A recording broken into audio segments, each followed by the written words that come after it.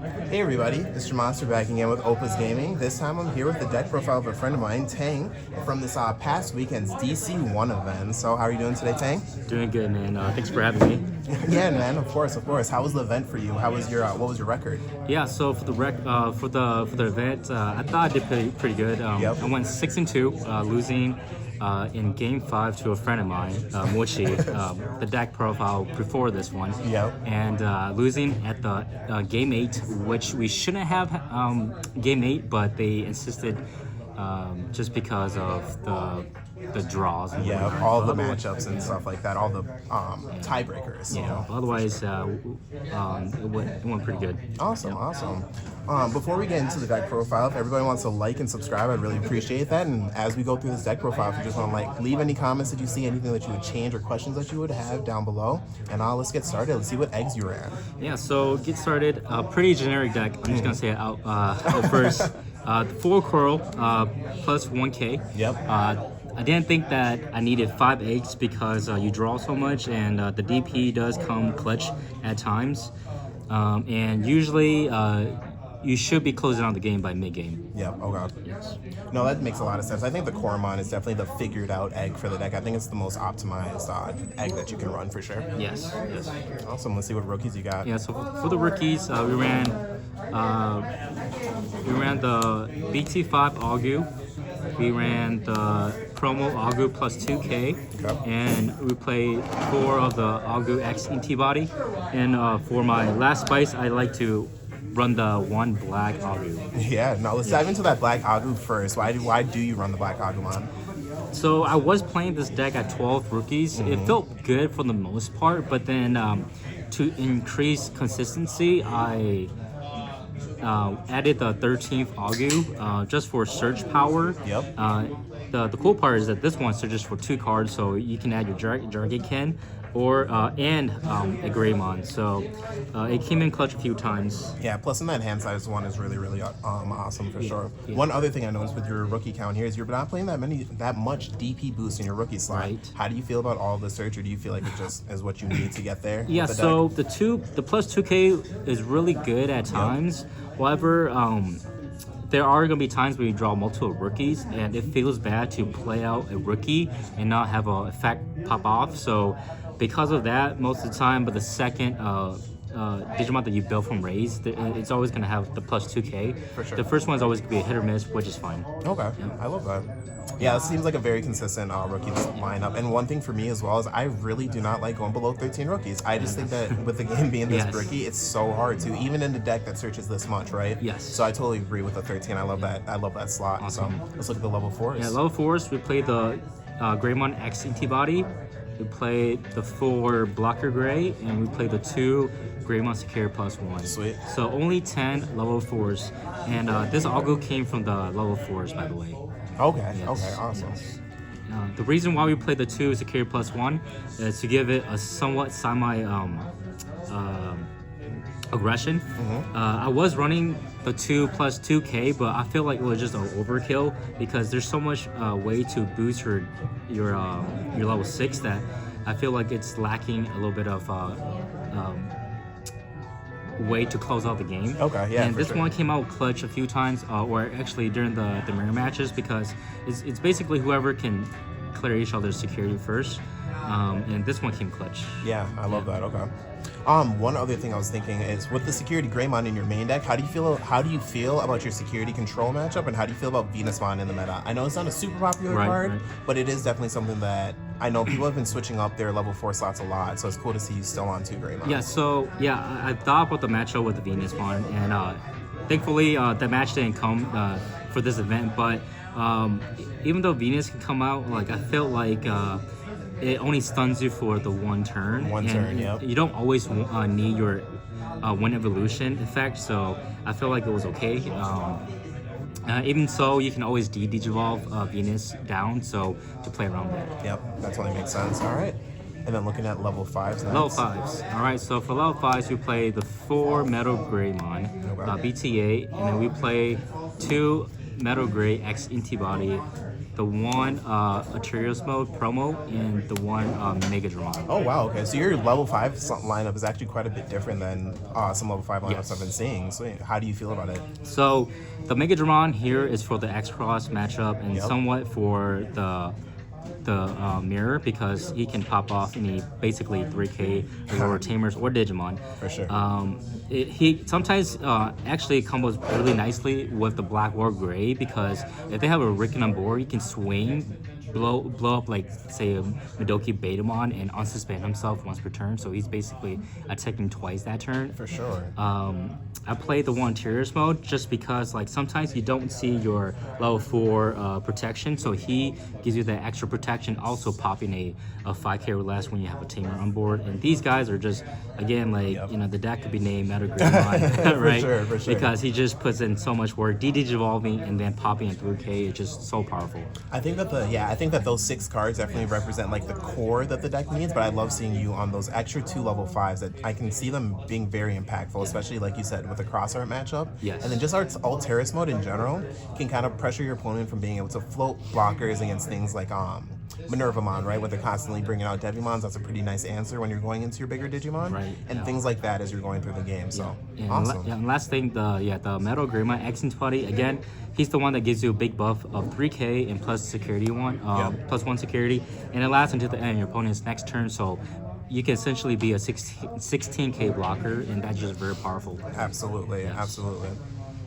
So for level 6s, we play 3 Giles, and I maxed out on the 4 BlackWarGreymon. Okay. And then I really like the 7 level 6s for sure. I love the consistency, right? You really want to see high level. You want to see your Yes. levels 3 through 6 consistently. Yeah, so most Guile decks, they only play 3/3, but I just felt that like you always want to see the Black-War-Gray. It's better to see them more often than not seeing it. Yeah. Unfortunately though, like the game 8, all my Black-War-Gray was in security against Crossheart, so that was really rough. That is very rough. Yeah. I mean, that's like a one in a million game chance of that's going to happen. So frustrating. And then for level 7s, we played the 1 Omni and the 1 X Antibody Omni. Okay. Omni close out game and pseudo protection, and the X Antibody for any Grandis green matchup.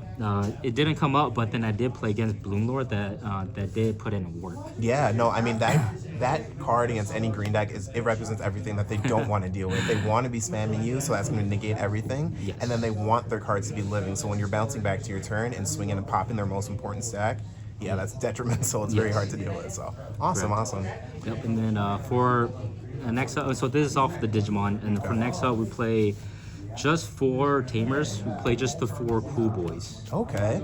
And the reason why we want to play Cool Boys is because we don't want to play too much Tamers, because it gives more power to Death Axmon, and also they're so cheap, and they also searches for like about like a quarter to half your deck, which is really nice. And you just draw so much with these cards, so it's never a bad thing to draw multiples or see it in security. For sure. I think trying to play around Death Axmon is a really big deal. You don't want to give your opponent free fuel, because Tamers stay on the board for the rest of the game, right? So now I think that you really have to have a certain kind of value in them. So. Yes, and then also these Greymons basically replaces tie, so you don't really need the security +1. For sure. And the +2K hero, like it is nice to have the memory resetter with the +2K, but most of the time, like you get buffs from here, from the Metal Gray, you get buffs from the rookies, so I feel like you're not really missing the +2K.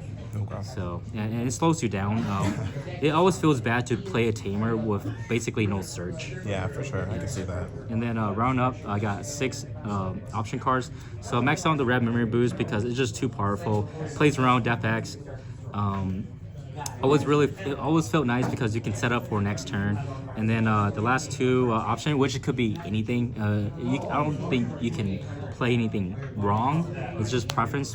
Play 1 Congo and 1 Breath of the Gods. Oh, awesome. Yes. I like the Breath of the Gods. Sweet. Why are you playing those 2 black options? So I was playing this one, Dedicate Plan or Gaia Forces, but then it just never felt good in my hand.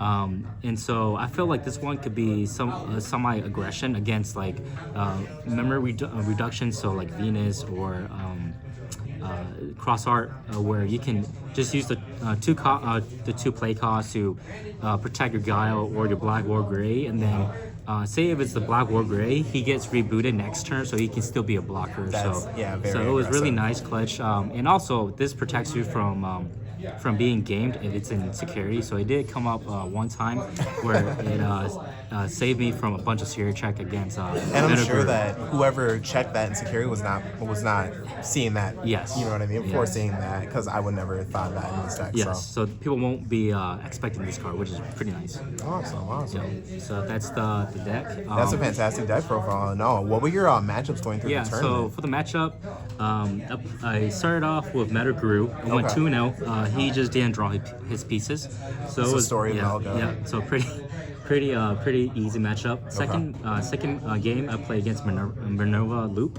Went 2-1. First game I took it, but second one he just came out really well. But then was able to close it out third game. Okay. Third match was against Bloom Lord. Went 2-0. Fourth game was against the Mirror BlackWarGreymon 2-0. Nice. And then the fifth game was it's where I lost to Mochi's. I went 0-2 against him. Didn't draw my piece, and he just drew everything, which is nutty. You know what's funny? That is also the story of Melga. Exactly. That's just how it And goes then sometimes. sixth match, I play against Digimon Armor Purge, Okay. Armor Rush. I felt like it was just really strong. Even though Armor Rush took first place, this one I just felt really good going against Armor Rush because you can DD draw them and just went over their guys. Really wasn't an issue. And then the last match we played against, well actually game 7 we played Venus. Red yellow, but he did not draw any good cards, and I basically just out tempo him 2-0, and then the When last, you see that BlackWarGreymon stack come up in raising very quickly and you don't have anything to respond to it right Yeah. away, it's sketchy. You don't want to be playing that game. and then the last one play against Crossheart, just I just played poorly, and just also I just didn't draw like all my pieces. I was always drawing my X antibody versus like the regular build, so it was really hard. I felt like I could have played better, but then by that time I checked out. So yeah, so went 0-2 against 7 him. hours later. Sadly, went from 13th place to 21. Okay, I got you. But hey, I mean, that's a fantastic finish. I mean, you had a long day. X2, that's pretty awesome. My last question for the video is, are you going to be playing this post-ban list? Now that you see, if you took the loss of Crossheart, now that Crossheart's getting hit, and you're seeing some of those more aggressive decks and those aggressive security checks that you're seeing a lot go away, are you going to take this? I actually think that Black War Gray still has a really good matchup in the upcoming formats. Some of the things I would change is I won't be running the 4 Black War Gray anymore because you don't really need to see them as often anymore. Definitely. I'll probably swap out 1 or 2 for the BT1 WarGreymon to give it extra more aggression, and I might remove this Mega Dramon because since we don't see too much of the crosshair anymore with the ban list or limited restriction, might not need to play anymore because sometimes it does feel bad because he is not consistent with the deck, except for the red memory boost. Otherwise, everything kind of just puts him to the bottom. Okay. Yes. Yeah, So makes a for lot sure of I'll be sense. playing it, but we'll see how it is with EX3. I might be exploring the Xmon and stuff. Yeah. No, there's going to be lots of new decks to explore, but yeah, no, going to competitive events and everything, sometimes it can be kind of nice playing something that you know what I mean? So, no, I really appreciate your time, and thank you for coming out. Congratulations on a 21st or 22nd? 21st place finish. That is just, yeah, that's fantastic. Appreciate it. Thanks, proud man. of that. So, Yeah. awesome. Well, this is Jamonster with Oak Bigs Gaming, and we'll catch you guys later. Thanks again for tuning in.